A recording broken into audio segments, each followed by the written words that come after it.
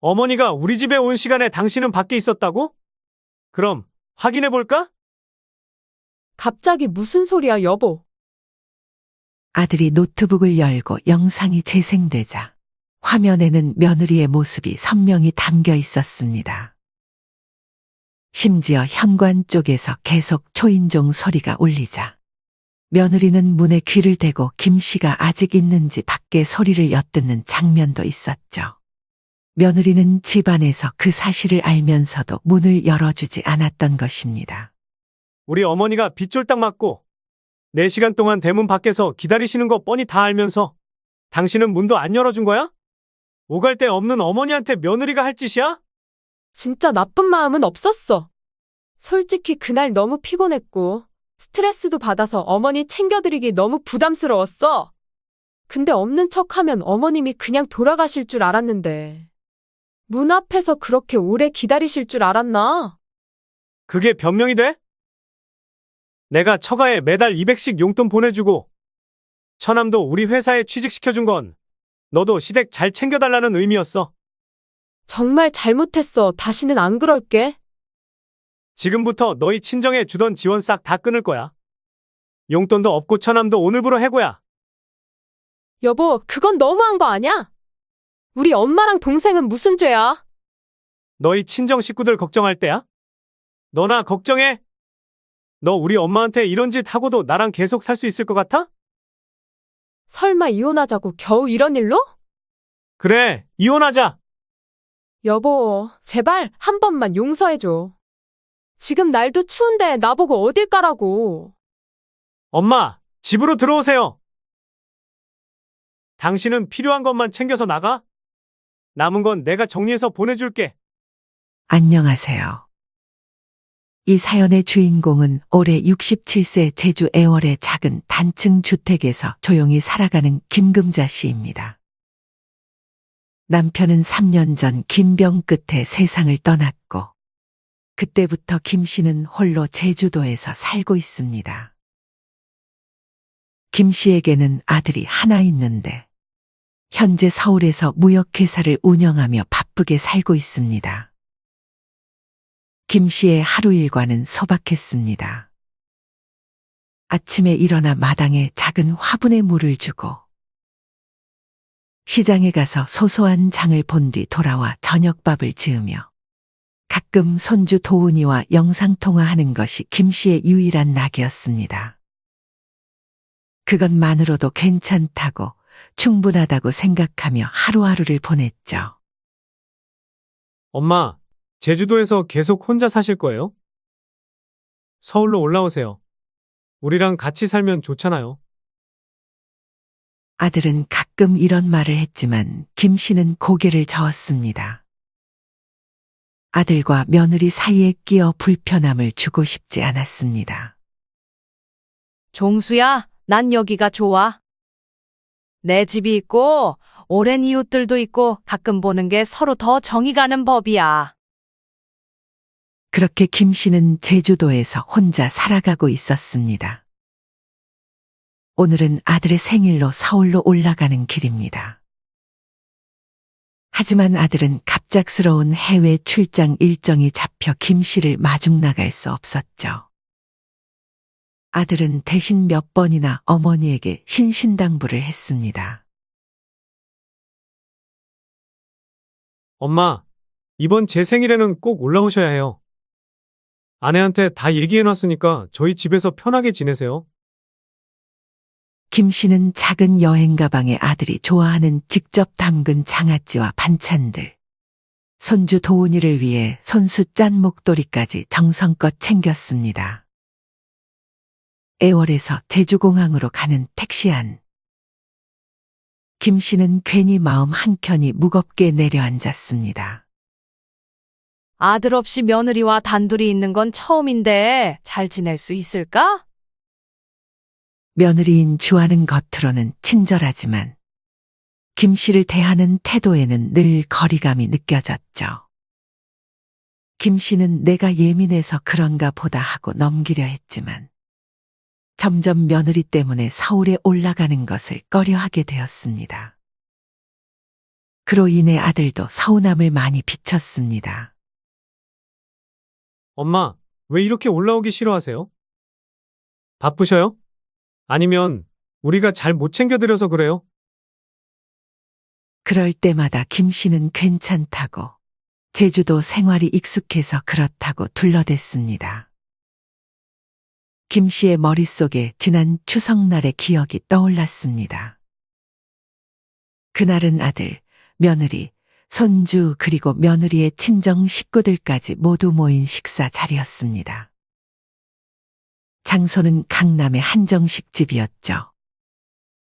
길게 차려진 식탁 위에는 전복버터구이, 장어구이, 갈비찜 등 눈이 휘둥그레질 만큼 푸짐한 음식이 가득했습니다. 아들은 김 씨 옆에 앉아 엄마, 멀리서 와줘서 고마워요라며 다정히 어깨를 토닥였습니다. 그런데 김 씨 앞에는 묘하게 소박한 음식만 놓였습니다. 정성 없이 내놓은 건 아니었지만 자신의 앞에만 놓여있자 의아함을 느꼈습니다. 그때 며느리가 밝게 웃으며 말했습니다. 어머님, 연세도 있으신데 이런 거 드셔야죠. 제가 일부러 앞쪽에 건강식만 챙겨놨어요. 기름진 음식 드시면 속이 불편하시잖아요. 그러면서 며느리의 젓가락은 친정 어머니의 접시에 갈비찜과 장어구이를 쉼없이 올리고 있었습니다. 엄마, 이거 너무 맛있지? 안사돈의 접시에는 아직 먹지도 않은 고기와 전복이 수북했습니다. 그 모습 앞에서 김 씨는 속이 답답해졌지만 스스로 다독였습니다. 내가 너무 예민한 건가? 며느리가 건강을 챙겨주는 건데. 그날도 김 씨는 그냥 넘어갔습니다. 하지만 이런 일은 처음이 아니었습니다. 손주 도훈이의 100일 사진 촬영 날이었습니다. 며느리가 조심스럽게 말을 꺼냈습니다. 어머님, 저희 그날밖에 시간이 안 돼서. 어머님 제주도에서 올라오시려면 비행기 타야 하고 번거로우실까봐 그냥 저희끼리 찍었어요. 다음에 같이 찍어요. 김 씨는 웃으며 고개를 끄덕였지만 속으로는 시간 많았는데 한번 물어라도 보지 하는 서운함이 있었습니다. 100일은 한 번뿐인데 미리 알았다면 어떤 어려움이 있어도 올라갔을 텐데 말입니다.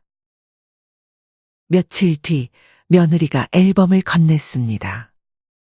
거기에는 추가로 아들, 며느리, 손주 도훈이 그리고 며느리의 친정 식구들과 찍은 사진도 있었습니다.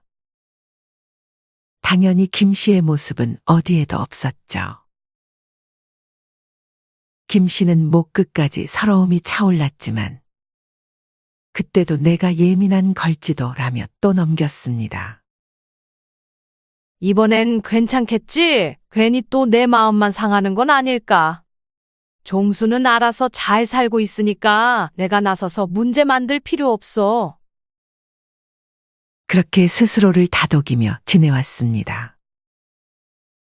하지만 이번에는 아들의 생일이고 꼭 와달라는 아들의 부탁이기에 김 씨는 오랜만에 서울행을 택했습니다. 서울로 향하는 하늘길에 김 씨의 기대와 걱정이 함께 실렸습니다. 김포공항에 내렸을 때 비는 더 거세게 쏟아지고 있었습니다. 바람에 우산이 휘청이고 옷자락은 금세 젖어들었습니다. 김 씨는 도착했음을 알리기 위해 며느리에게 전화를 걸었습니다. 현재 전원이 꺼져 있어 연결할 수 없습니다. 한 번, 두 번, 결국 10번 가까이 반복해서 전화를 걸었지만 결과는 같았습니다. 며느리가 공항에 마중 나오는 건 바라지도 않았지만 그래도 연락은 받을 줄 알았는데 혹시 무슨 일이 생긴 건 아닐까? 김 씨는 마음속 불안이 점점 커졌습니다. 그리고 며느리에게 문자 메시지를 보냈습니다. 주희야, 나 김포공항 도착했어. 전화가 안 되는 것 같아. 집으로 가는 중이니 걱정하지 마. 며느리가 핸드폰을 못 보거나 충전이 안 된 상황일 수도 있다고 생각했습니다. 아들이 출장 전에 며느리에게 김 씨가 온다고 미리 말했을 텐데 이런 상황이 될 줄은 상상도 못했습니다. 김 씨는 걱정이 가득한 상태로 택시를 잡아탔습니다. 비가 주룩주룩 쏟아지는 창밖을 바라보며 가방 속에서 젖어가는 정성껏 준비한 반찬이며 손주 도훈이에게 주려고 짠 목도리가 괜히 무겁게만 느껴졌습니다. 아들 집 앞으로 가는 길이 이렇게 멀고 쓸쓸하게 느껴진 건 처음이었습니다. 아들 집 대문 앞에 내리니 발끝까지 물이 찼습니다. 우산은 이미 소용없을 만큼 젖어 있었고 신발 속 발가락은 얼음장같이 차가웠습니다. 비닐에 싼 가방은 축축하게 젖어 손에 쥐고 있기도 버거웠습니다. 김 씨는 무거운 가방을 질질 끌며 대문 앞에 선 뒤 초인종을 눌렀습니다. 띵동. 그러나 아무런 대답이 없었고 김 씨는 다시 벨을 눌렀습니다. 띵동, 띵동. 집 안은 조용했습니다. 주차장에는 멀쩡히 며느리의 차가 주차돼 있었지만 불은 꺼져 있었습니다. 이상하다 집에 있는 것 같은데 왜 안 나오는 거지? 불안한 마음에 다시 전화를 걸었습니다. 주희야, 나 도착했어. 대문 앞이야. 어디 있니? 혹시 잠깐 나간 거니?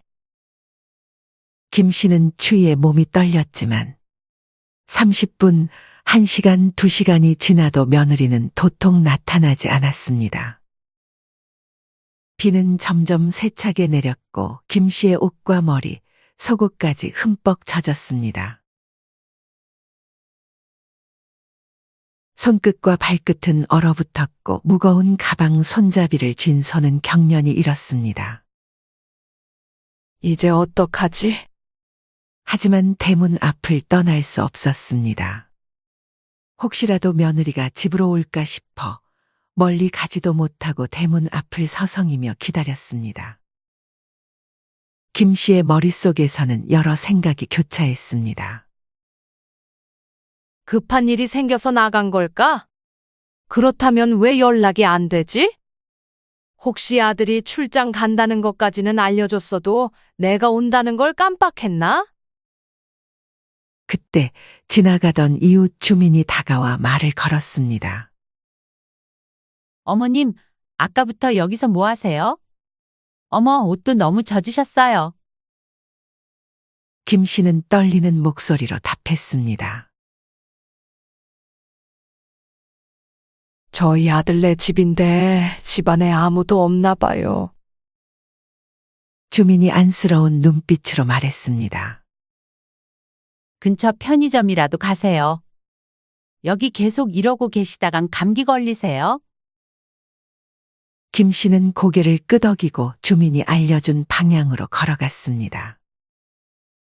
비에 젖은 몸을 이끌고 겨우 편의점을 찾았습니다. 작은 테이블에 앉아 며느리에게 다시 전화를 걸고 또 걸었지만 역시나 답은 없었습니다. 김 씨는 그제야 자신이 정말 오도 가도 못하는 신세가 되었음을 깨달았습니다. 아들은 해외 출장 중이라 연락도 안 되고. 이제 어디로 가야 하나? 애초에 아들 집에서 자고 갈 생각에 비행기표도 편도로만 끊었고 호텔 예약도 따로 하지 않았습니다. 서울에서 영고가 아들과 며느리 밖에 없는 김 씨는 따로 갈 곳도 없었습니다. 왜 이렇게까지 된 걸까? 내가 며느리한테 뭘 그렇게 잘못했다고 이런 일을 당해야 하지. 김 씨는 한숨을 내쉬었습니다. 아들집 근처에서 4시간을 기다리고 밤 11시가 넘었지만 며느리는 끝내 연락을 받지 않았습니다. 결국 김 씨는 초라한 몰골로 무겁고 젖은 가방을 질질 끌며 찜질방으로 발걸음을 옮겼습니다. 아들 집 앞에서 그렇게 몇 시간씩 서 있다 돌아서는 길. 김 씨는 지금 상황이 너무 속상하고 힘들어 몰래 눈물을 훔쳤습니다. 찜질방에 도착한 김 씨는 휴대폰을 꺼내 다시 확인했습니다.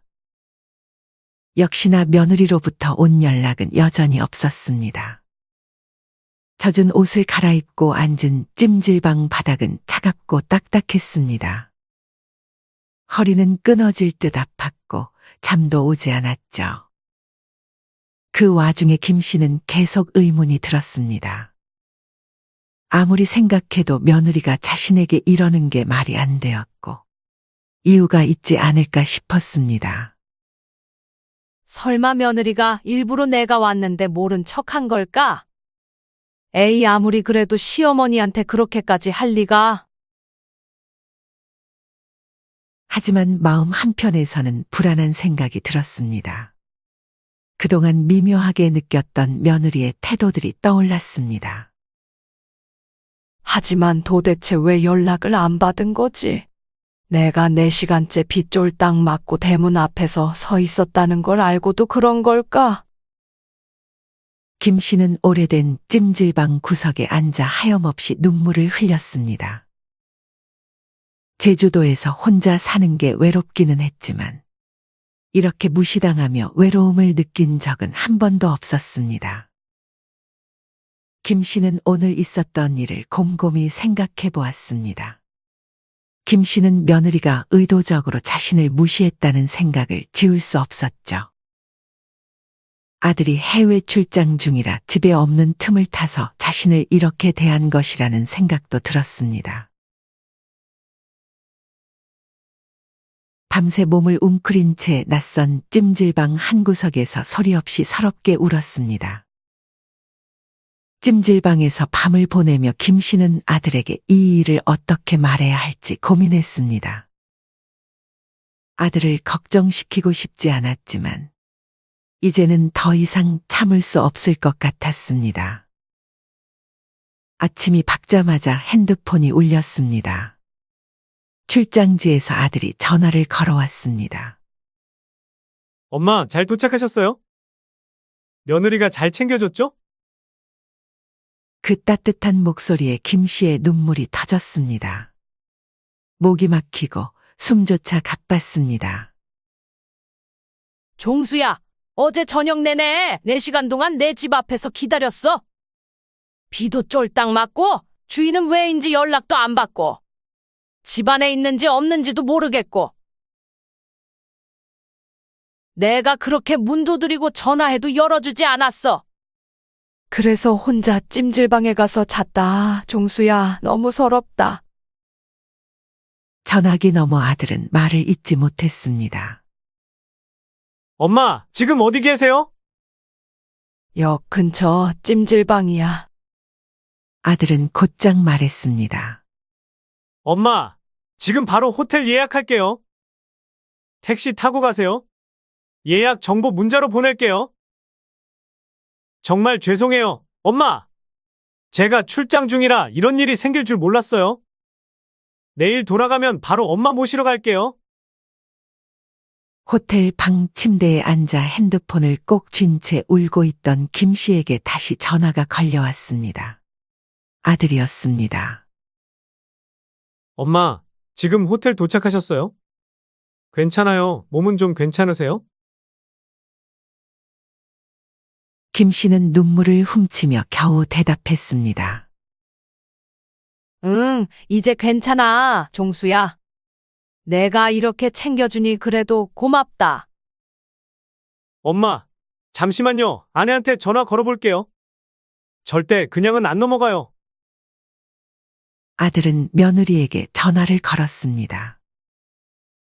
전화를 받은 며느리의 목소리는 의외로 밝고 해맑았습니다. 여보, 출장 잘하고 있어? 왜 이렇게 일찍 전화했어? 아들은 이를 악물고 조용히 물었습니다. 우리 엄마 어제 우리 집 앞에 오셨다는 거 알고 있었어? 전화기 너머로 잠시 침묵이 흘렀습니다. 며느리는 잠깐 멈칫하더니 능청스럽게 웃으며 답했습니다. 어머, 무슨 소리예요? 나 전혀 몰랐는데. 어제 친정 엄마한테서 급하게 연락이 와서 너무 급한 일이라 핸드폰 전원이 꺼져 있는 줄도 몰랐어요. 그래서 연락도 못 받고 어머님 오시기로 한 거 진짜 깜빡한 거예요. 나 일부러 그런 거 절대 아니에요. 마지막으로 물을게. 정말 몰랐어? 며느리의 목소리가 살짝 짜증 섞인 톤으로 변했습니다. 여보, 내가 왜 거짓말을 해요? 나도 어머님 좋아해요. 그런 짓을 왜 해요? 오해하지 마세요. 아들은 이를 악물었습니다. 정말 집에 없었다는 거지? 며느리는 재빨리 맞장구 쳤습니다. 네, 친정에 다녀오느라 집에 없었어요. 어머니 일은 미안해요. 아들은 무표정한 얼굴로 전화를 끊고 호텔에 있는 어머니에게 다시 전화를 걸었습니다. 엄마, 내일 같이 가요. 어디를? 우리 집이요. 아내에게 직접 물어보러요. 종수야, 그래도 너무 심하게 하지는 마. 혹시 정말 오해일 수도 있잖아. 다음 날 김 씨는 조심스레 따라 나섰습니다. 호텔에서 택시를 타고 도착한 아들 집. 현관문 앞에서 아들은 벨을 눌렀습니다. 이번에는 바로 문이 열렸습니다. 며느리는 부드러운 미소를 띤 채 나왔습니다. 어머님 오셨어요? 어제는 제가 연락을 못 받아서 정말 죄송해요. 급히 친정에 다녀오느라 어머님이 오셨다는 걸 정말 몰랐어요. 아들은 며느리를 향해 차갑게 물었습니다. 당신 정말 몰랐어? 며느리는 눈을 크게 뜨며 억울하다는 표정을 지었습니다. 여보, 정말이야. 난 어제 어머니가 오시는 줄 몰랐어. 알았으면 바로 나갔지. 나 어제 하루 종일 밖에 있었어. 아들은 며느리의 휴대폰을 가리켰습니다. 핸드폰 줘봐. 며느리는 움찔하더니 억지로 웃으며 말했습니다.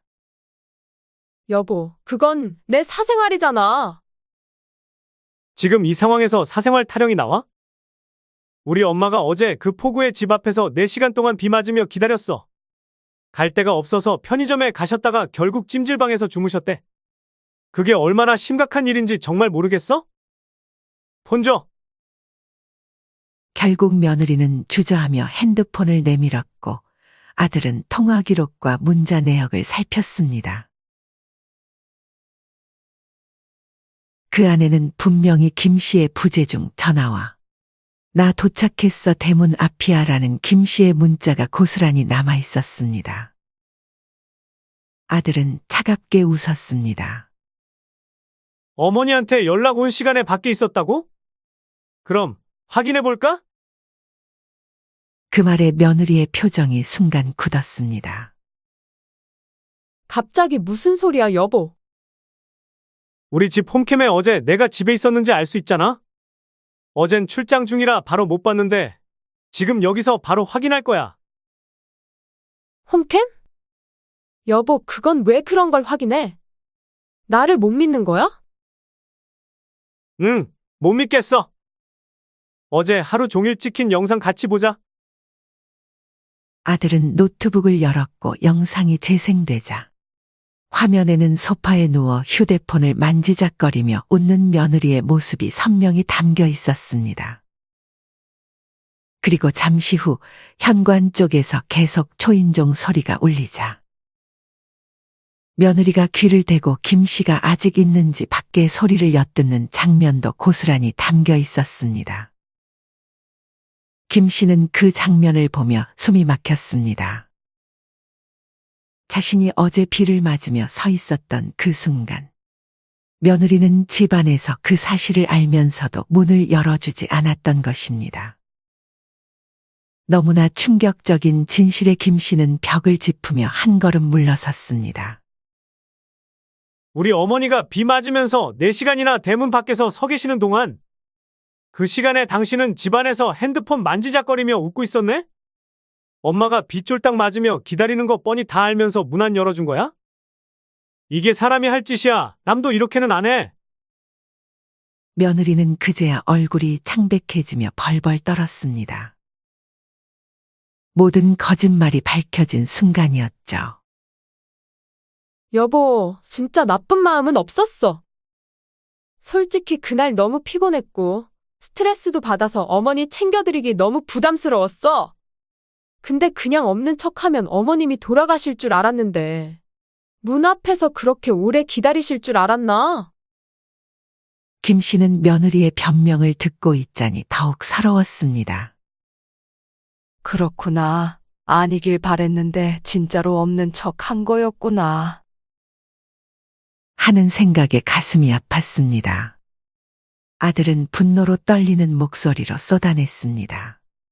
그게 변명이 돼?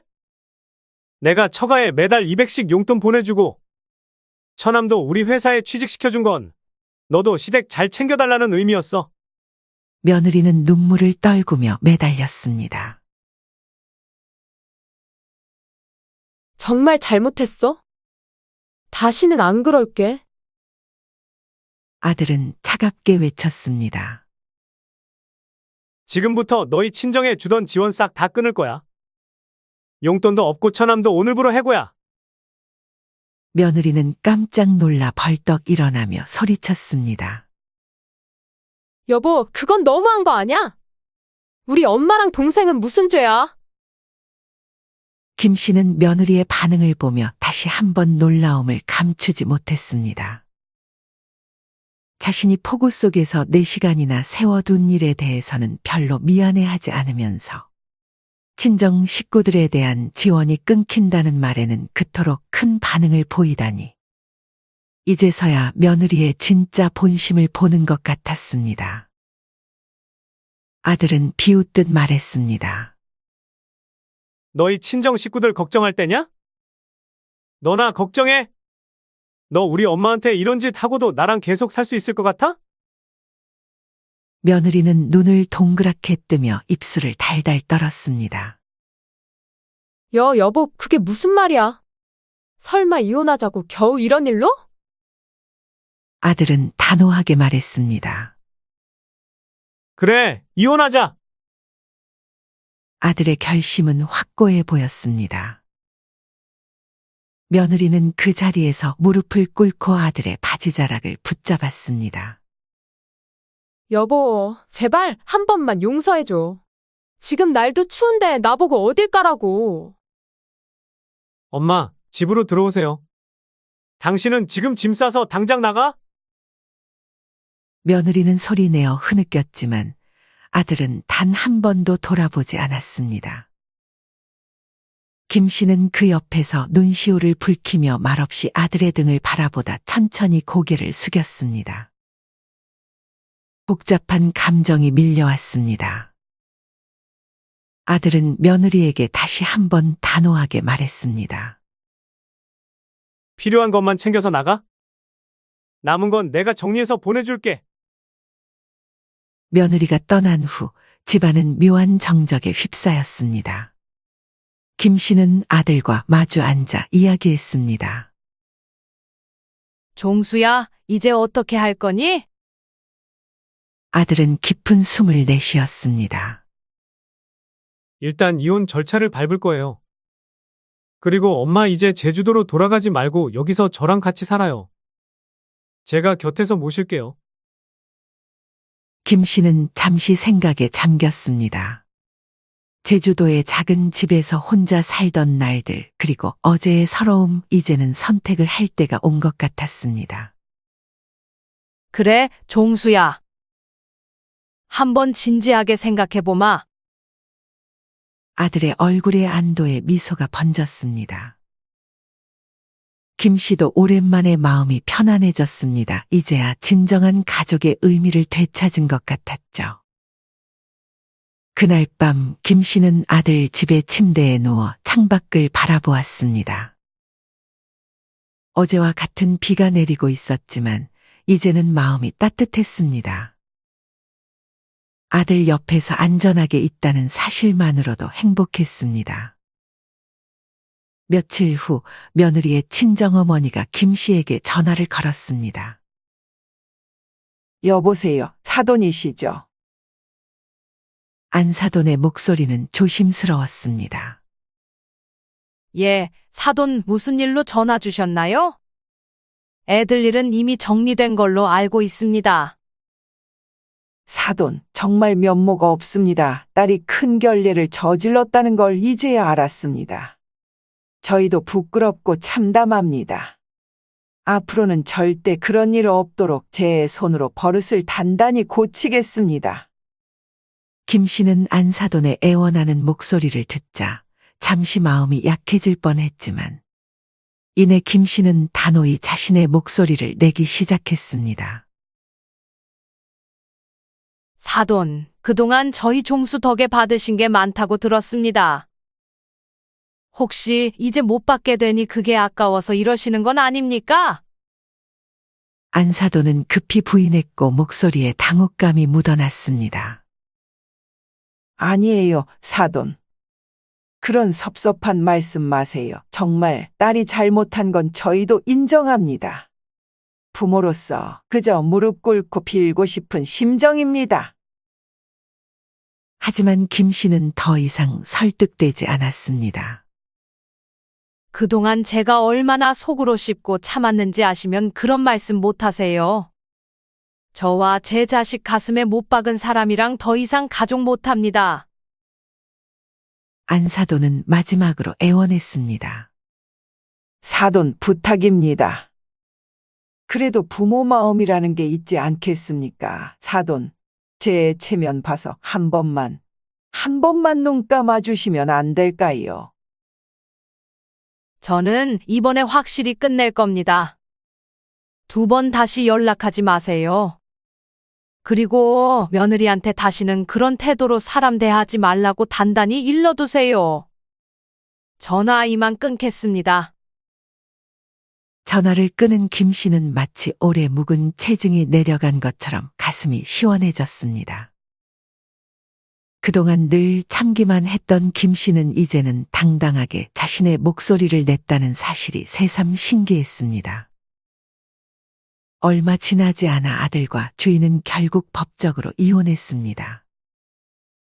예상보다 빠르게 진행된 이혼 과정에 김 씨는 아들이 걱정되었지만 아들의 표정은 오히려 편안해 보였습니다. 이번 일로 아들도 역시 며느리의 행동에 많은 상처를 받았던 것 같았습니다. 며느리는 친정으로 돌아갔지만 친정 식구들은 하루가 멀다 하고 며느리를 구박했습니다. 매달 받던 용돈이 끊기고 가장으로 의지하던 동생마저 실직하자 친정 식구들은 태도를 바뀐 것이죠. 그들에게 며느리는 이제 가족의 경제적 안정을 무너뜨린 장본인이 되었습니다. 내가 그 돈 덕에 우리 식구 다 살았어. 그걸 한순간에 끊기게 만들어? 시댁에 좀 잘하지 그랬어. 왜 이제 와서 우리한테 피해를 주냐? 친정 식구들의 원망은 날이 갈수록 심해졌습니다. 한때 시어머니를 괴롭히던 며느리는 이제 자신의 가족에게 괴롭힘을 당하게 되었습니다. 며느리의 소식은 그 이후 끊겼습니다. 어디서 무슨 일을 하며 지내는지 아무도 알지 못했습니다. 이혼 합의 과정에서 손주 도훈이는 결국 며느리가 키우기로 했습니다. 손주 얼굴을 더는 볼 수 없다는 사실에 김 씨는 가슴이 저렸지만 아들과 며느리가 합의한 결정이었기에 어찌할 도리가 없었죠. 김 씨는 손주의 웃는 얼굴이 생각날 때마다 가슴이 아팠지만 그저 마음속으로 매일 손주의 건강과 행복을 빌 수밖에 없었습니다. 시간은 빠르게 흘러 몇 달 후 따뜻한 봄날이 찾아왔습니다. 제주의 애월은 봄 기운으로 가득했고 아들 종수가 오랜만에 제주를 찾았습니다. 애월의 작은 집 마당에서 김 씨는 화분에 물을 주며 조용히 바람을 느끼고 있었습니다. 봄바람이 살랑거리며 그녀의 얼굴을 스쳐 지나갔습니다. 엄마, 뒤에서 들리는 아들의 목소리에 고개를 돌리자 아들이 환하게 웃으며 다가왔습니다. 이전과는 다르게 밝고 편안한 표정이었습니다. 우리 종수, 이제 얼굴이 한결 편안해졌구나. 아들의 모습에서 김 씨는 변화를 느꼈습니다. 그동안의 무거운 짐을 내려놓은 듯한 가벼움이 느껴졌습니다. 아들은 무릎을 꿇고 앉아 김 씨의 두 손을 조심스레 잡았습니다. 엄마 혼자 올라오시지 마세요. 이제 제가 자주 내려올게요. 그래도 서울 올라오고 싶으면 올라오셔도 되고, 이제는 엄마 힘들게 하거나 불편하게 할 사람 아무도 없어요. 김 씨는 아들의 말에 눈가가 살짝 젖었지만 따뜻하게 미소 지었습니다. 그동안의 아픔이 씻겨나가는 듯한 감정이 밀려왔습니다. 그래, 내가 이렇게 옆에 있어주니 이제는 더 바랄 것도 없구나. 마당에 부는 바람이 시원했습니다. 김 씨는 그제야 평안한 마음으로 고개를 들었습니다. 쨍하게 갠 하늘 아래 작은 집 마당에는 노란 꽃들이 활짝 피어 있었습니다. 마치 그녀의 마음처럼 밝고 화사하게 피어난 꽃들이었습니다. 김 씨는 이제 새로운 시작을 맞이했습니다. 더 이상 참고 견디기만 하는 삶이 아니라 자신의 감정을 솔직하게 표현하고 당당하게 살아가는 삶이었습니다. 지난날의 서러움은 이제 모두 지나갔고 앞으로의 날들은 아들과 함께하는 평화로운 시간이 될 것입니다. 아들과 함께 차를 마시며 김 씨는 창밖으로 보이는 제주의 풍경을 바라보았습니다. 푸른 바다와 맑은 하늘 그리고 봄꽃이 만발한 그 풍경 속에서 김 씨는 진정한 평화를 느꼈습니다. 이제는 더 이상 누구에게도 자신의 행복을 맡기지 않고 스스로 지켜나갈 것입니다. 사연은 여기까지였습니다. 구독, 좋아요, 댓글은 영상 제작에 큰 힘이 됩니다. 시청해 주셔서 감사합니다. 이거 내가 준 선물 맞지? 한번 같이 열어보자. 정성스레 포장된 보자기를 풀자 안에는 샴푸와 린스 세트가 담겨 있었습니다. 선물이라는 게 마음을 담는 거라지만 받는 입장도 생각해야지. 이건 마치 나를 놀리는 것처럼 느껴지는구나. 난 이런 선물 받고 싶지 않다. 다시 넣어놨으니까 그대로 가져가렴. 당신 말이 틀리잖아. 명절 선물은 당신이 직접 고른다고 해서 믿고 맡겼는데. 대체 이게 뭐야? 오해야, 여보. 그래도 드린 건 맞잖아. 따로 용돈도 챙겨드리려고 했어. 참, 며느리가 어제 전화해서 너한텐 따로 용돈 받았다고 말해달라고 사정사정 빌더라. 어머니, 지금 여기서 그런 말씀을? 어머니 말이 사실이야? 나까지 속일 작정이었어? 며느리는 거짓 변명을 이어가려 했지만 아들은 결국 카드사의 결제 내역을 요청했습니다. 그리고 며느리가 백화점에서 밍크코트와 한우 선물 세트를 구입해서 친정 어머니에게 선물로 드린 사실이 만천하에 드러나고 말았습니다. 여보, 잠깐만요. 그게 아니라 정말로 어머니한테 필요하실 것 같아서 드린 거예요. 친정엄마는 밍크 코트가 필요하다고 했어요. 나 몰래 우리 엄마는 고작 샴푸린스로 퉁치고 장모님은 밍크코트랑 한우를 드려. 내가 번 돈으로 처갓댁에 퍼주지 말고 당신이 직접 일해서 직접 해드려. 여보, 그게 갑자기 무슨 말이에요? 앞으로 난 우리 어머니만 챙길 거야. 당신도 당신 어머니 챙겨. 효도는 각자 알아서 하자. 안녕하세요. 이 사연의 주인공은 68세 장혜란 씨입니다. 강릉 외곽의 작은 바닷마을 올해 68세가 된 장 씨는 소박한 민박과 건어물 가게를 함께 운영하며 살아가고 있었습니다. 바다가 내려다 보이는 2층짜리 집 아래층에선 건어물 가게를, 위층에선 계절마다 찾아오는 관광객들을 위한 민박을 운영하는 것이 장 씨의 일상이었습니다. 바다와 함께한 세월만큼이나 장 씨의 얼굴엔 깊은 주름이 패여 있었지만 고단한 세월을 이겨낸 단단함도 그 속에 함께 새겨져 있었습니다. 남편은 12년 전 바다에 나간 뒤 심장마비로 갑작스레 세상을 떠났고 그때 아들은 고등학생이었습니다. 문득 떠오르는 남편의 얼굴에 장 씨는 잠시 눈을 감았습니다. 생각해보면 인생의 굵직한 고비마다 늘 혼자였던 것 같았습니다. 남편이 떠난 후 장 씨는 혼자서 아이를 키우고 장사도 하고 홀로 가정을 꾸렸습니다. 삶이 고되었지만 아들 태영이는 의젓하게 자라주었습니다.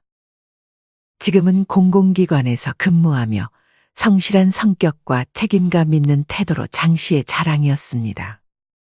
아들의 어린 시절 사진을 바라보던 장 씨는 문득 미소 지었습니다. 그 어려운 시간을 함께 이겨낸 아들은 이제 장 씨에게 삶의 동행자와도 같은 존재였습니다. 어머니 혼자 계시는 거 보기 안쓰러운데 새로운 분도 만나고 하셔야죠. 얼마 전 아들이 전화로 건넨 말이 생각났습니다. 장 씨는 손사래를 치며 웃었던 기억이 났습니다. 됐어. 이 나이에 무슨 연애. 너나 빨리 결혼해라. 자신보다 아들의 결혼이 먼저라고 이제는 좋은 짝을 만나 행복한 가정을 이루는 것이 장 씨의 소원이었습니다. 그리고 얼마 지나지 않아 아들은 몇 년 전 지역 치과에서 치위생사로 일하던 도희와 연애를 시작했습니다. 밝고 쾌활한 성격의 그녀에게 아들은 점점 마음을 열었고 장 씨도 그 소식을 듣고 한껏 기뻐했습니다. 며느리가 될 사람을 처음 만난 날, 장 씨는 가슴이 설레었습니다. 어머니, 처음 뵙겠습니다. 한도희라고 합니다. 수줍게 인사하던 며느리의 모습이 떠올랐습니다. 도희 역시 어릴 적 아버지를 병으로 잃고 어머니와 단둘이 살며 성장해왔다고 했습니다. 모녀는 서울 변두리의 다세대 주택에서 월세로 평생을 살아왔고 생활은 늘 빠듯했다고 합니다. 그 이야기를 들은 장 씨는 마음 한편이 아려왔습니다. 자신의 인생과 너무나 닮아 있었기 때문입니다. 태영 씨도 저처럼 어머니만 계신다고 해서 처음 뵐 때부터 친근하게 느껴졌어요. 며느리가 수줍게 말했던 그날, 장 씨는 마음속으로 결심했습니다. 이 아이를 내 딸처럼 아끼고 사랑해야지. 남편 없이 자식을 키워낸 여성으로서의 공감대 그리고 반가움과 연민이 섞인 따뜻함이 장 씨의 마음을 채웠습니다. 결혼 준비가 시작되었을 때 장 씨는 며느리가 친아들이 데려온 여자라는 사실만으로도 충분했습니다. 예물과 예단을 간소화한 것뿐 아니라 결혼식 비용도 시댁에서 부담했습니다. 신혼집도 그녀가 보증금을 내준 소형 빌라로 마련되었고 신혼가전도 대부분 그녀가 선물했습니다. 얘야, 예단이니 뭐니 그런 건 필요 없어. 두 사람 서로 마음만 맞으면 되는 거지. 장 씨는 처가댁의 형편을 알기에 더 챙겨주고 싶은 마음이 컸습니다. 태영이한테 너희 처가는 사정은 얼추 들었다. 여유 있는 쪽이 조금 더 보태는 게 맞지. 그 말을 듣고 며느리는 눈물을 보였습니다. 어머니, 이렇게까지. 너무 감사해요. 장 씨는 며느리를 꼭 안아주며 말했습니다. 너도 이제 우리 식구야. 내가 내 시어머니가 아니라 엄마라고 생각해. 그날 밤 장 씨는 오랜만에 마음이 따뜻해지는 기분을 느꼈습니다. 결혼 초 며느리는 정말 정성껏 시댁을 챙겼습니다. 명절엔 손수 만든 음식과 선물을 들고 방문했고 김장철이면 앞치마를 두르고 장 씨 옆에서 묵묵히 배웠습니다. 어머니, 멸치 젓갈은 언제 넣는 게 맛있어요?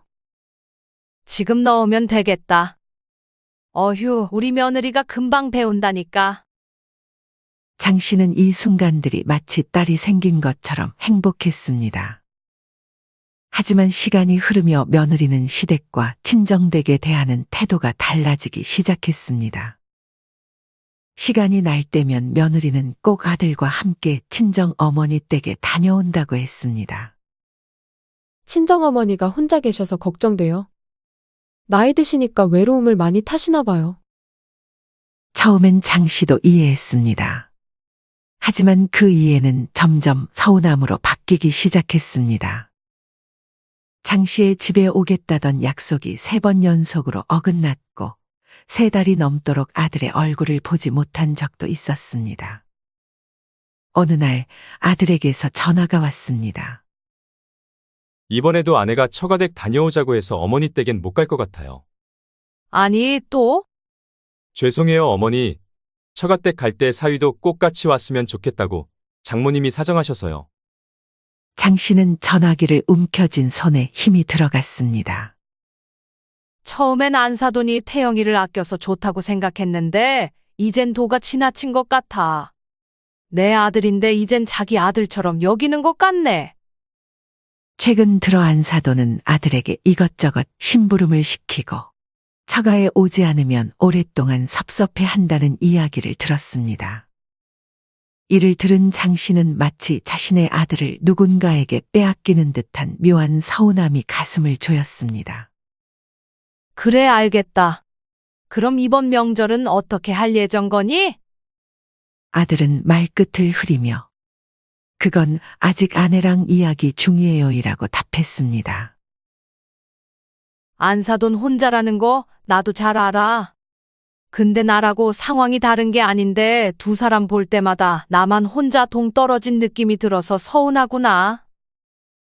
장 씨는 그제서야 자신이 얼마나 외로움을 참아왔는지 깨달았습니다. 억눌렀던 외로움이 입 밖으로 나오며 쌓여왔던 서운함이 커지기 시작했습니다. 명절을 앞두고 장 씨는 속으로 작은 기대를 품었습니다. 이제 첫 명절이니까 그래도 며느리가 같이 하려고 하겠지. 하지만 며느리는 명절 2주 전부터 시간 조율을 요청했습니다. 어머니, 이번 명절은 저희 엄마랑 좀 더 보내야 할 것 같아요. 요즘 저 아니면 챙겨드릴 사람이 없어서요. 시댁은 하루, 점심에만 들를게요.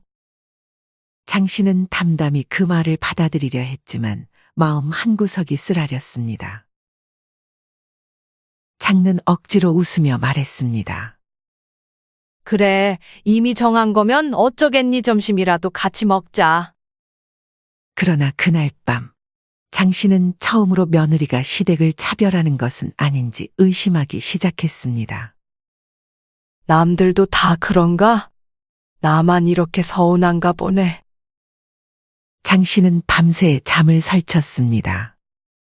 명절 당일 며느리는 아침 일찍 도와드릴게요라는 약속과 달리 오전 11시가 넘어서야 나타났습니다.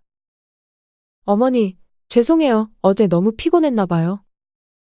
장 씨는 이미 전이며 나물, 갈비찜까지 다 준비한 상태였습니다. 새벽 5시부터 일어나 홀로 준비한 명절 음식들이 식탁 위에 가지런히 놓여 있었습니다.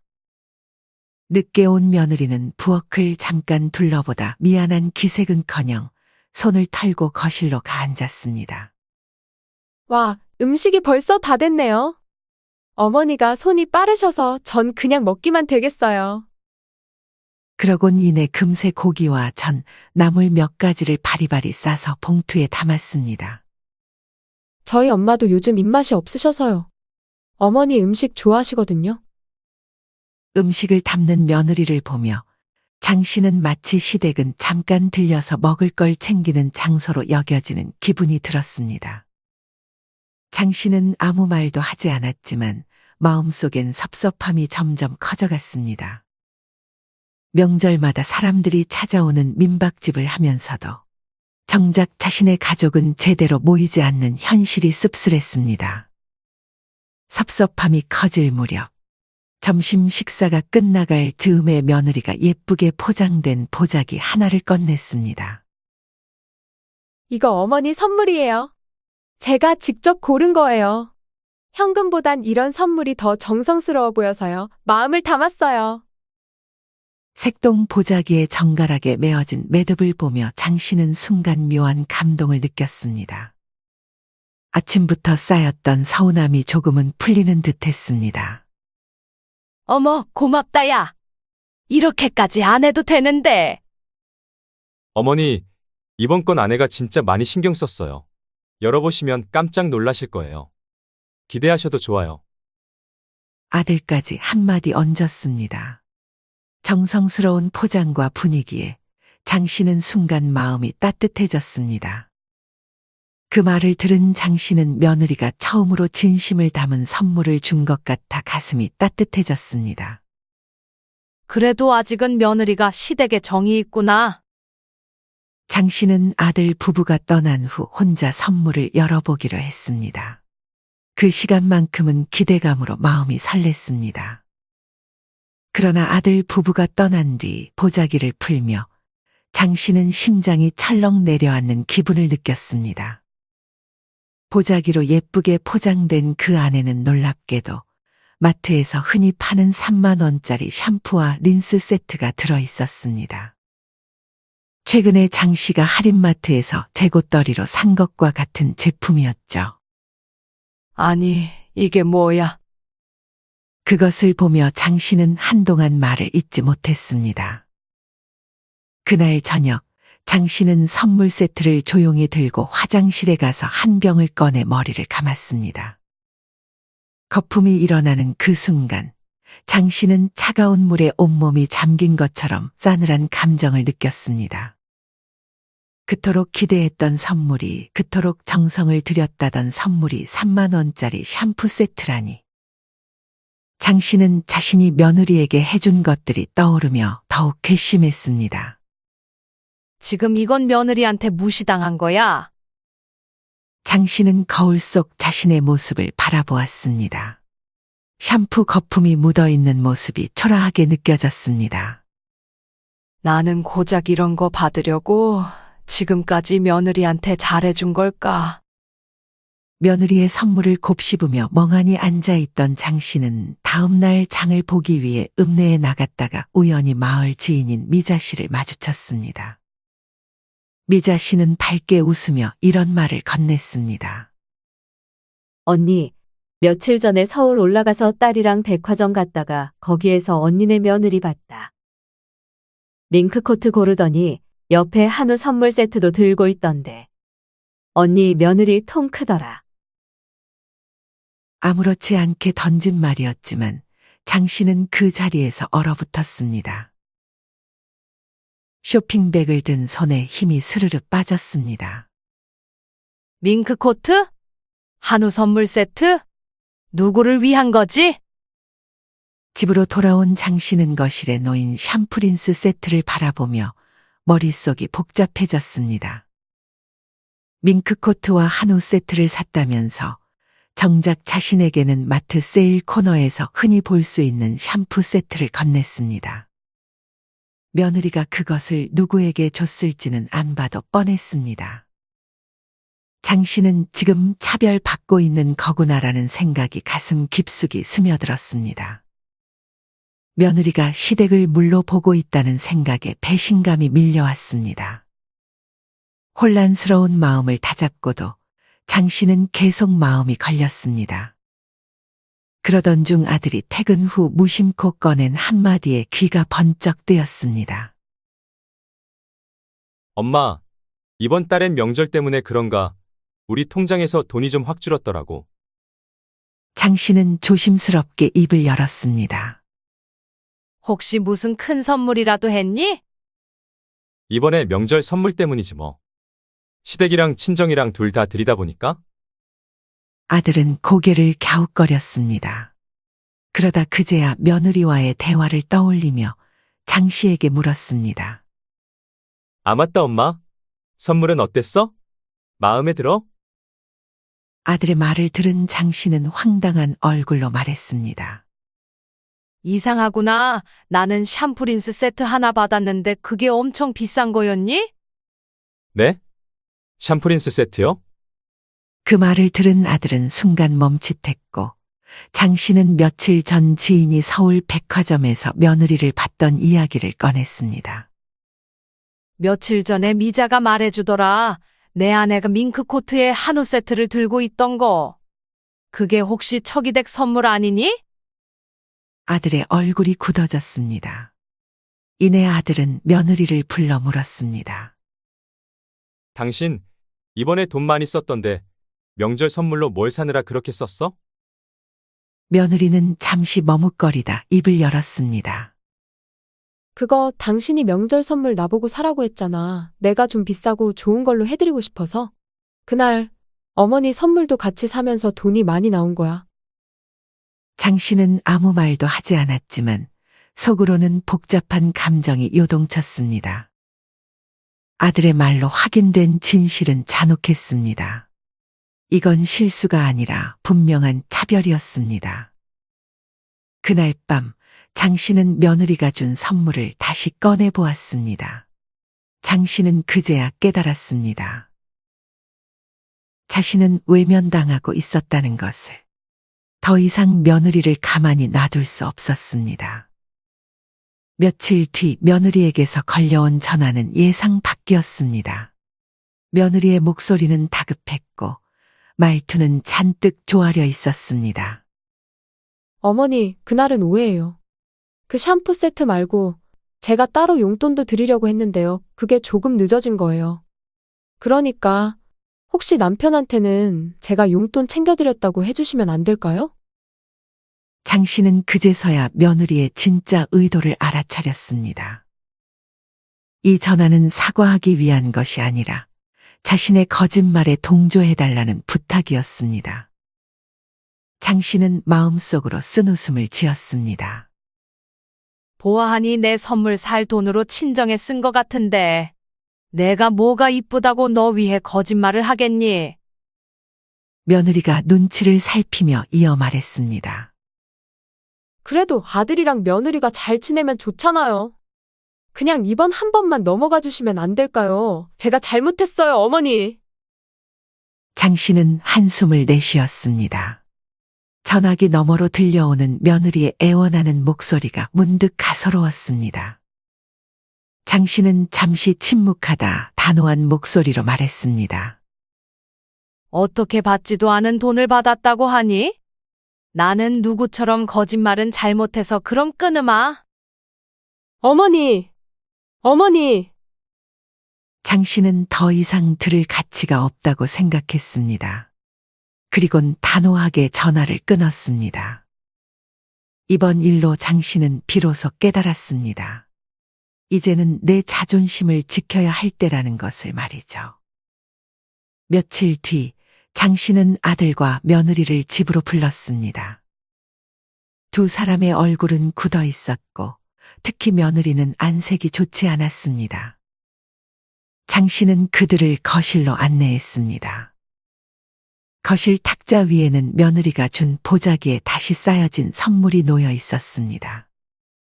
장 씨는 말없이 탁자 위에 놓인 선물 보따리를 손가락으로 가리키며 말했습니다.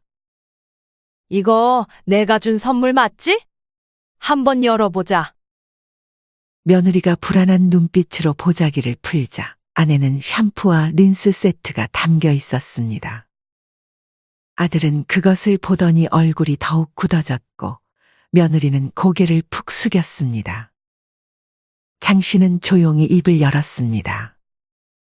선물이라는 게 마음을 담는 거라지만 받는 입장도 생각해야지. 이런 건 마치 사람을 조롱하는 것처럼 느껴지는구나.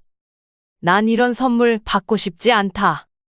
다시 넣어놨으니까 그대로 가져가렴. 장 씨의 목소리는 부드러웠지만 그 속에는 단호함이 깃들어 있었습니다. 순간 아들이 며느리를 향해 말했습니다. 당신, 말이 틀리잖아. 명절 선물은 당신이 직접 고른다고 해서 믿고 맡겼는데. 대체 이게 뭐야? 며느리는 당황해하며 변명했습니다. 오해야, 여보. 그래도 드린 건 맞잖아. 따로 용돈도 챙겨드리려고 했어. 그러자 장 씨는 말을 이어받았습니다. 참, 며느리가 어제 전화해서 너한텐 비밀로 해달라고 하더라. 따로 용돈 받았다고 말해달라고 사정사정 빌더라. 어머니, 지금 여기서 그런 말씀을? 며느리가 다급하게 막아섰지만 이미 늦었습니다. 아들은 이미 충격에 빠져 있었습니다. 어머니 말이 사실이야? 나까지 속일 작정이었어? 거실의 공기가 얼어붙었습니다. 며느리의 만행이 전부 드러나는 순간이었죠. 아들의 얼굴은 잔뜩 굳어 있었고 며느리의 눈에는 당혹감이 가득했습니다. 며느리는 거짓 변명을 이어가려 했지만 아들은 결국 카드사의 결제 내역을 요청했습니다. 그 자리에서 며느리가 백화점에서 밍크코트와 한우 선물 세트를 단 한 개만 구입한 내역이 모두 드러났습니다. 아들의 목소리가 떨렸습니다. 내가 번 돈으로 당신이 이렇게. 여보, 잠깐만요. 그게 아니라. 장 씨는 며느리를 똑바로 바라보며 조용히 입을 열었습니다. 도희야, 내가 시댁을 어떻게 보는지 이번 명절에 확실히 알았다. 그 샴푸 세트는 나 놀리려고 준 거니? 며느리의 말은 점점 더 궁색해졌습니다. 죄송해요. 제가 경솔했어요. 저는 정말로 어머니한테 필요하실 것 같아서 드린 거예요. 친정엄마는 코트가 필요하다고 했어요. 그 모습을 보며 장 씨는 오히려 가슴이 시원해지는 것을 느꼈습니다. 드디어 진실이 밝혀지고 자신의 서운함이 인정받는 순간이었죠. 아들은 며느리를 향해 더는 참지 않았습니다. 나 몰래 우리 엄마는 고작 샴푸린스로 퉁치고 장모님은 밍크코트랑 한우를 드려. 내가 번 돈으로 처갓댁에 퍼주지 말고 당신이 직접 일해서 직접 해드려. 그게 갑자기 무슨 말이야? 여보, 앞으로 난 우리 어머니만 챙길 거야. 당신도 당신 어머니 챙겨. 효도는 각자 알아서 하자. 장 씨는 단호히 말했습니다. 나도 이제 며느리한테 아무 기대도 안 할란다. 앞으로 명절에 우리 집 안 와도 된다. 어차피 너도 그게 편하잖니. 그녀의 목소리는 담담했지만 결별의 선언과도 같았습니다. 며느리는 당황해 눈시울을 붉혔습니다. 정말 그런 뜻이 아니었어요, 어머니. 제가 잘못했어요. 다시 기회를 주세요. 장 씨는 더 이상 며느리의 눈물에 흔들리지 않았습니다. 얼마나 많은 약속들이 허공으로 사라졌는지, 얼마나 많은 기대가 배신으로 바뀌었는지 떠올렸습니다. 아들이 다시 말을 이었습니다. 이제 와서 갚으라는 말은 안 할게. 하지만 더는 당신을 못 믿겠어. 앞으로 돈은 각자 관리하고 생활비도 반반, 집안일도 반반이야. 당신이 그런 식으로 선 넘었으면 나도 더 이상 참지 않을 거야. 아들의 목소리는 낮았지만 단호했고 더는 물러서지 않겠다는 의지가 담겨 있었습니다. 오빠, 제발 내가 다 잘못했어. 며느리는 계속 애원했지만 아들은 듣지 않는 듯 했습니다. 장 씨는 이제 이들 부부의 문제에 더 이상 개입하지 않기로 했습니다. 그들이 어떻게 이 문제를 해결할지는 그들의 몫이었습니다. 그날 이후 장 씨는 며느리에 대한 모든 지원을 끊었습니다. 아이가 생기면 조리원비를 대주겠다는 약속도, 손주를 돌보겠다는 마음도 모두 철회했습니다. 장 씨는 마음 한구석은 여전히 쓰라렸지만 더는 속지 않으리란 결심은 확고했습니다. 장 씨는 문득 가슴이 가벼워지는 느낌을 받았습니다. 어긋난 기대의 끝, 조용한 해방감이 그녀를 감싸고 이제 장 씨는 자신을 위한 시간을 갖기로 했습니다. 속지 않고 이용당하지 않으며 진정한 자신의 가치를 알아주는 사람들과만 관계를 맺기로 했습니다. 그 일 이후 한 번 더 장 씨를 찾아온 며느리는 눈물범벅이 된 얼굴로 장 씨 앞에 무릎을 꿇었습니다. 그리고 두 손을 모은 채 흐느끼며 애원했습니다. 어머니, 정말 죄송해요. 제가 너무 철이 없었어요. 오빠가 지금 너무 화가 나 있어요. 제발, 어머니가 한마디만 해주세요. 오빠 마음 좀 풀어달라고.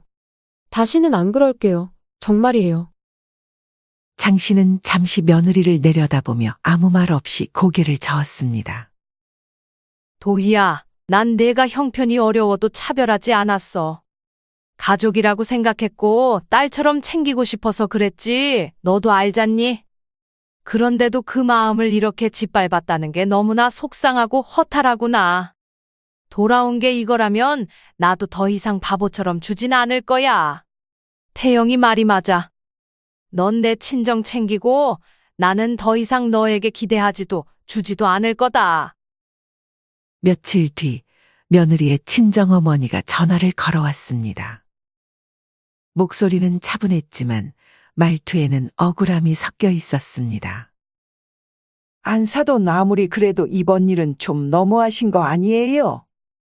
아무리 제 딸이 잘못했어도 그렇게까지 앞에서 면박을 주시고 선까지 그으신 건 좀 어른으로서 너무하신 것 같아서요.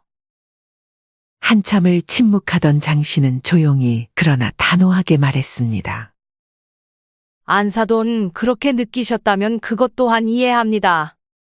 근데 그 애가 나한테 한 일을 다 알고도 그런 말씀이 나오는지 모르겠네요. 저도 상처 많이 받았습니다.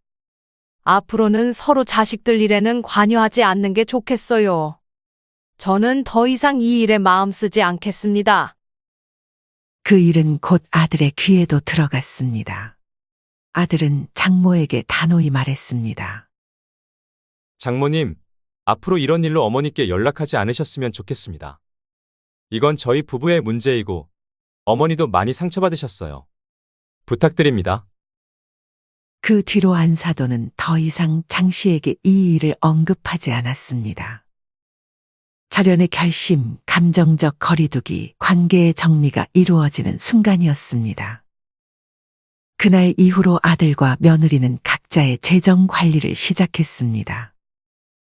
장 씨는 더 이상 금전적 지원을 하지 않았고, 아들은 집안의 모든 비용을 반반씩 부담하며 공평한 가사 분담도 요구했습니다. 며느리는 어쩔 수 없이 다시 일을 나서게 되었습니다. 결혼 전 치위생사로 일했던 경력을 되살려 근처 치과에 재취업했습니다. 처음엔 익숙지 않은 일상에 지치고 당황했지만 월세와 공과금을 직접 내고 장을 보며 월급을 쪼개 쓰는 날들이 반복되자 며느리는 자신이 얼마나 장 씨의 도움에 기대어 살았는지를 절감했습니다. 퇴근 후 식탁에 앉아 밥을 먹으며 며느리는 혼잣말처럼 중얼거렸습니다. 돈 버는 게 이렇게 힘든 일이었지. 난 고마운 줄도 모르고. 어느 날 저녁, 장 씨는 아들에게서 전화를 받았습니다. 엄마, 도희가 요즘 많이 달라졌어요. 일도 열심히 하고 예전보다 훨씬 책임감 있게 행동해요. 그리고 가끔 엄마 얘기도 해요. 미안하다고요. 그래, 하지만 시간이 필요한 법이야.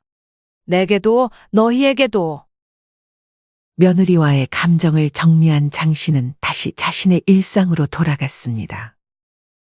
여전히 운영 중인 민박집은 계절 손님들로 북적였고 그녀는 정성껏 이부자리를 손질하고 시장에서 재료를 골랐습니다. 어느 날 장부를 정리하던 장 씨는 오래전 남편과 함께 준비한 재산 목록을 다시 들여다봤습니다. 그 돈은 아들 부부를 위해 아껴둔 노후 자금이자 사랑의 증표였지만 이제는 다른 생각이 들었습니다. 이 돈도 지금은 줄 때가 아니구나. 지금은 내가 들고 있는 게 맞아. 시간은 흘러 어느덧 명절이 다시 다가왔습니다. 이번에는 아들이 전화를 걸어왔습니다. 엄마, 이번 명절에는 저희가 찾아뵈어도 될까요?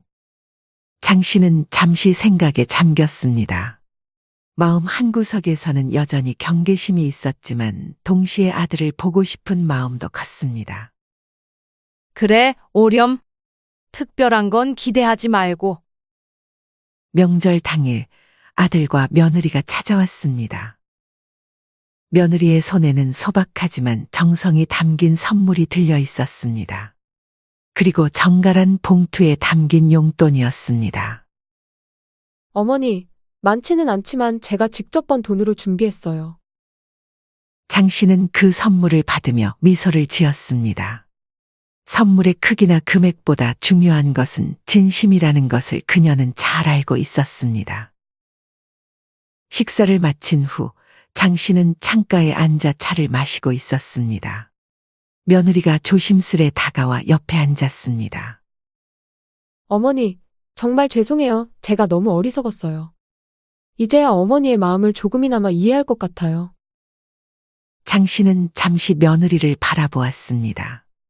진심이 담긴 목소리에 그녀의 마음도 조금씩 풀어지고 있었습니다. 사람은 누구나 실수를 해. 중요한 건 그 실수를 인정하고 바로잡으려는 마음이지. 또 다른 명절이 다가왔지만 장 씨는 예전처럼 설레거나 기대하지 않았습니다. 동네 이웃이 물었습니다. 이번 명절엔 아들네는 안 내려오나 봐요? 장 씨는 잠시 웃으며 말했습니다. 이번 명절엔 각자 집에서 쉬기로 했어요. 가끔은 조용히 보내는 게 더 좋더라고요. 자식한테 기대라는 게 없어지면 서운함도 없어지더라고요. 이제는 내 삶, 내 마음 편한 대로 살려고요. 그녀의 목소리는 담담했지만 그 속엔 오랜 시간 억눌렸던 감정들이 정리된 흔적이 고요히 묻어 있었습니다.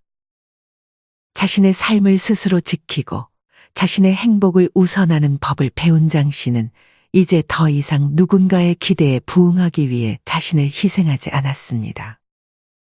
장 씨는 바다가 보이는 창가에 앉아 차를 마시며 생각했습니다. 인생은 참 묘하구나. 내가 이렇게 바뀔 줄은 몰랐는데. 마음속에 평온함이 찾아왔습니다. 억울함과 배신감으로 가득 찼던 마음은 어느새 담담한 수용으로 바뀌어 있었습니다. 이제 내 인생의 주인은 나야. 장 씨는 차를 한 모금 더 마시며 고개를 끄덕였습니다. 상처는 여전히 남아있지만 그 상처가 더 이상 자신을 약하게 만들지는 않을 것입니다. 오히려 그 상처를 통해 더 단단해진 자신을 발견한 것이었습니다. 장 씨는 이제 비로소 자신만의 삶을 살아가기 시작했습니다. 사연은 여기까지였습니다. 구독, 좋아요, 댓글은 영상 제작에 큰 힘이 됩니다. 인생의 쉼표를 시청해 주셔서 감사합니다.